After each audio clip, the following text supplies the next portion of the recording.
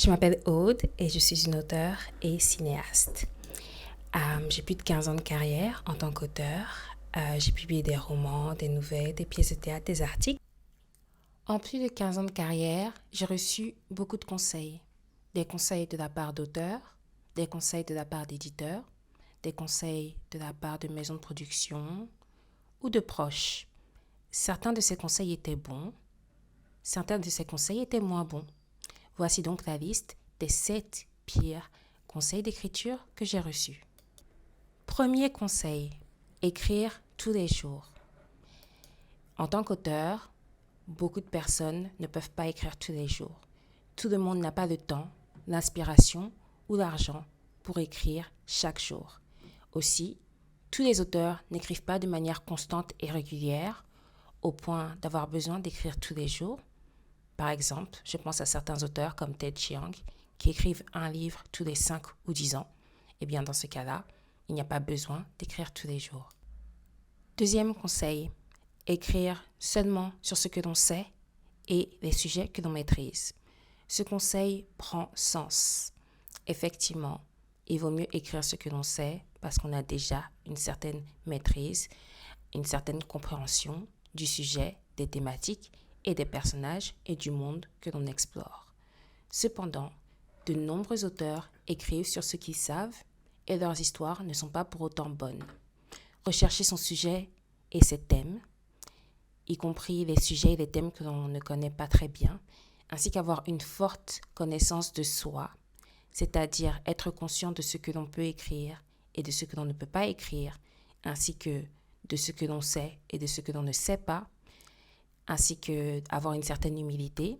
Si les personnes qui sont proches des thèmes que l'on explore vous font des remarques, et avoir des sensitivity readers, c'est-à-dire des lecteurs qui proviennent donc qui ont donc une affinité avec les thèmes que vous explorez, est tout aussi, si ce n'est plus important que d'écrire juste sur ce que l'on sait. Conseil numéro 3. Créer un antagoniste méchant. C'est un conseil qui revient souvent dans l'écriture. Il faut vraiment, pour ajouter des conflits qui ont un sens et qui en fait permettent au lecteur de rester accroché à l'histoire, il faut créer un antagoniste incroyablement méchant et terrible afin que le lecteur craigne pour la destinée du héros et afin que l'histoire soit plus captivante. Mon problème, c'est que c'est une manière très manichéenne de voir la vie ainsi que les histoires que l'on écrit. Avec un tel raisonnement, les histoires créées ne seront pas très complexes puisque vous créez une polarisation avec un héros gentil, un antagoniste méchant. Ou alors, vous écrivez pour la télé et des séries en particulier, et dans ce cas-là, effectivement, c'est un conseil qui peut prendre sens. Mais posez-vous la question, pourquoi ne pas penser hors de ce schéma? Pourquoi avoir besoin d'un antagoniste en premier lieu? Conseil numéro 4, il n'y a pas d'histoire sans conflit. C'est un autre conseil qui présente une vision assez occidentale et manichéenne de la manière de voir et concevoir le monde.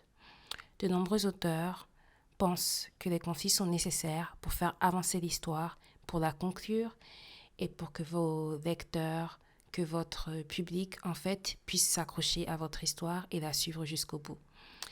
Ce n'est pas forcément vrai. Une telle vision est aussi représentative d'une étrange et malaisante obsession avec l'idée de démarrer des conflits, des problèmes, juste parce que. Et pourquoi?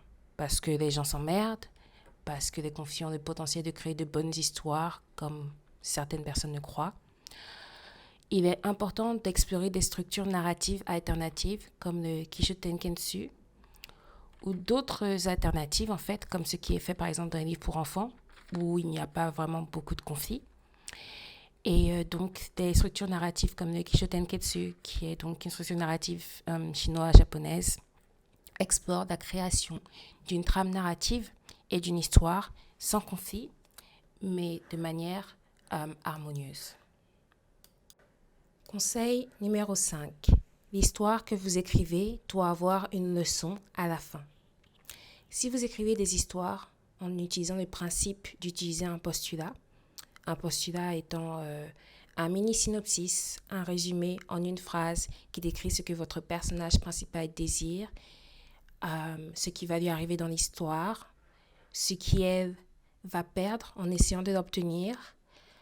Comme l'expliquent des auteurs comme Lagos Ejri, il doit avoir un élément moral, une leçon que le public va tirer de votre histoire à la fin. Par exemple, dans la pièce de théâtre Othello de Shakespeare, le postulat serait « La manipulation et la jalousie mènent à la perte ». Donc, avec un postulat comme ça, vous pouvez adapter ce postulat à vos propres histoires. Cependant, ces postulats souvent ont une morale, mais dans le monde dans lequel on vit, le karma n'existe pas en fait. Et la vie est injuste. Et très souvent, il n'y a pas de leçon à tirer en fait. Les choses n'arrivent pas forcément pour des raisons. Des fois, les choses arrivent de manière aléatoire et c'est comme ça. Dans ce cas-là, il est important de se demander pourquoi ajouter une morale à vos histoires. C'est une manière, une fois de plus, très chrétienne de voir le monde avec cette idée de morale, avec cette idée de quand on commet de mauvaises actions, on paye à la fin. Très judéo-chrétienne, vraiment. Et ça peut rendre vos histoires manichéennes, en fait. Et donc, vous écrirez des histoires qui marchent, mais des histoires assez ennuyantes et des histoires qui ne seront pas complexes, qui seront unidimensionnelles. Conseil numéro 6. Tous les bons auteurs sont éventuellement découverts. Alors, cela veut dire qu'en fait, si vous êtes un bon auteur, éventuellement, le milieu, l'industrie va vous découvrir, va vous publier, va créer vos films, produire vos séries télé, produire vos podcasts, les chansons que vous écrivez, peu importe, en fonction du type d'auteur que vous êtes. Statistiquement et factuellement, c'est faux. Beaucoup d'auteurs meurent sans le sou. J'en ai listé énormément dans une de mes vidéos précédentes. Donc, beaucoup d'auteurs meurent sans le sou. Ils sont incapables de sortir, de publier, de partager leurs œuvres avec le monde à cause des garde-fous. Maintenant, évidemment, avec l'ère d'Internet, heureusement, ces garde-fous ont diminué, mais ça ne veut pas dire qu'ils n'existent pas. Une fois de plus, nous ne vivons pas dans un monde juste. Donc non, il y a plein de bons auteurs qui ne seront jamais découverts. Et découverts, c'est-à-dire découverts par qui?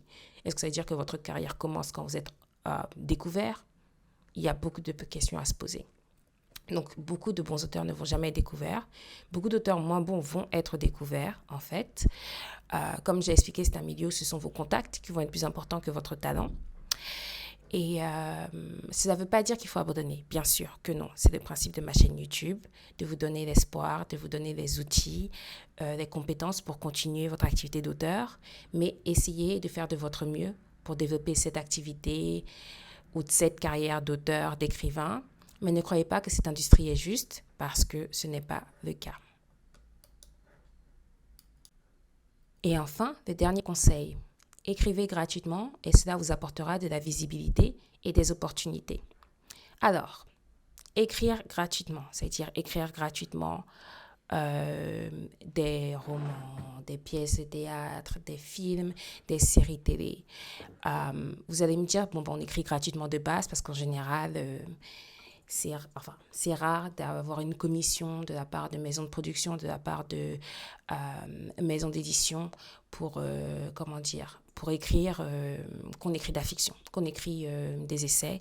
En général, il y aura cette commission-là parce que vous envoyez une proposition, en fait, un synopsis. Donc oui, vous écrivez gratuitement en amont en espérant vous faire de l'argent une fois que votre texte, vos écrits sont sortis. Cependant, des fois, on vous propose de vous publier, on vous propose de travailler sur vos scénarios, on vous propose de publier vos articles, mais on ne va pas vous payer. Donc, écrire gratuitement pour des maisons d'édition, des boîtes de production, des magazines, vous apporte plus d'opportunités de continuer d'écrire pour pas un sou ad vitam aeternam. Parce que malheureusement, c'est la vie.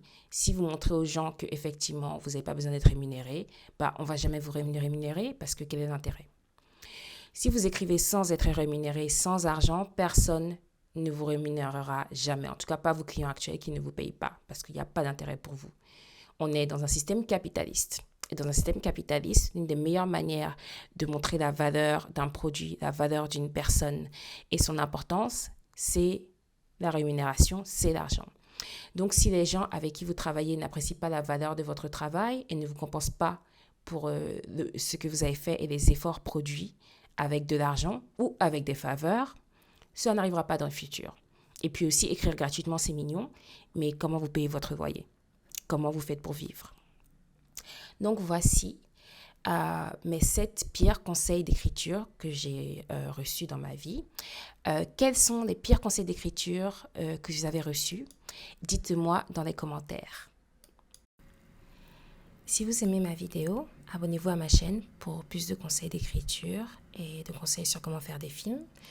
Ou inscrivez-vous sur ma newsletter, sur mon site internet pour suivre mes aventures, lire mes livres et regarder mes films.